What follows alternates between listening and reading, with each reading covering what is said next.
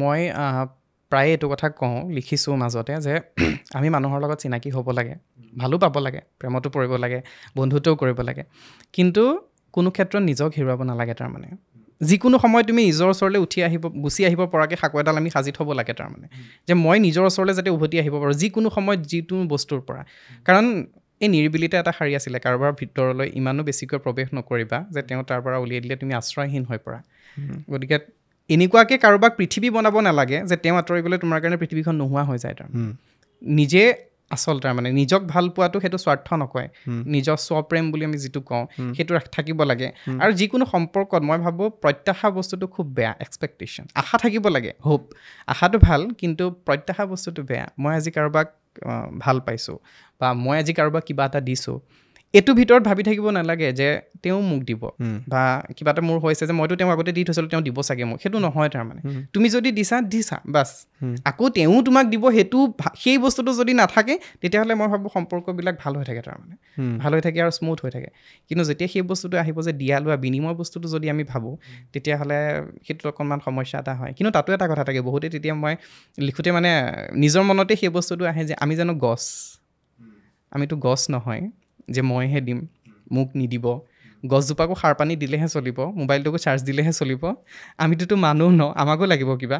গতিকে সেই বস্তুটো আহে, কিন্তু মই ভাবোঁ নিজেই নিজক আৱৰিব পৰাটো ডাঙৰ কথা। এটাচমেণ্ট যদি আনিব লাগে, এটাচমেণ্ট আহক, কিতাপৰ লগত আহক, তুমি প্ৰকৃতিৰ লগত এটাচমেণ্ট আনা, গছ এজোপাৰ লগত, জোনাকৰ লগত বা যিকোনো এইবিলাক হেৰিৰ লগত, গানৰ লগত আনা।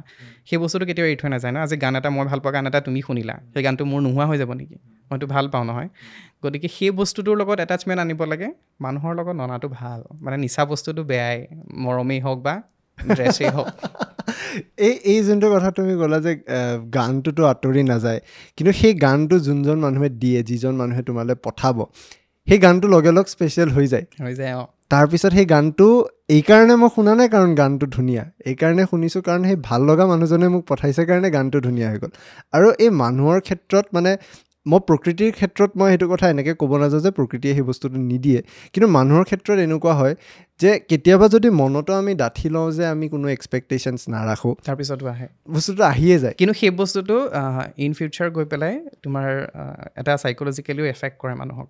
মই এবাৰ সৰাফুলখনত সেই বস্তুটো লিখিছিলোঁ, মোৰে হৈছিলে সেই বস্তু। BPD বুলি যিটো কয়, মই কাউন্সিলাৰৰ সহায় লৈছিলোঁ। তেওঁলোকে তেতিয়া মোক কৈছিলে BPD যিটো, মই ফুল ফৰ্মটো পাহৰিছোঁ ৰ'বা, বাইপলাৰ কিবা এটা আছিল নেকি, border line personality disorder. Okay, কি হয় সেই বস্তুটো তোমাৰ কি হয়, যেতিয়া তুমি কোনোবা এজনৰ লগত এটাচ হোৱা, যিকোনো মানুহ, তোমাৰ মাৰ লগত, দেউতাৰ লগত, ভণ্টিৰ লগত, দাদাৰ লগত বা ফ্ৰেণ্ডৰ লগত বা গাৰ্লফ্ৰেণ্ডৰ লগত, যিকোনো মানুহৰ লগত এটাচমেণ্ট হৈ যিখিনি মানুহ বেছি চেঞ্চিটিভ থাকে, যিখিনি একদম খুব বেছি সংবেদনশীল, অকণমান সৰু কথা এটা বেয়া লাগি যায়, সেই মানুহখিনি যেতিয়া সেই বস্তুটো এটাচমেণ্টটো আহে ন, আহি ইহঁতি এনেকুৱা হৈ যায় মানে সেই মানুহজনে গোটেই পৃথিৱী বনাই লয়। মানে এওঁৱে মোৰ কাৰণে চব।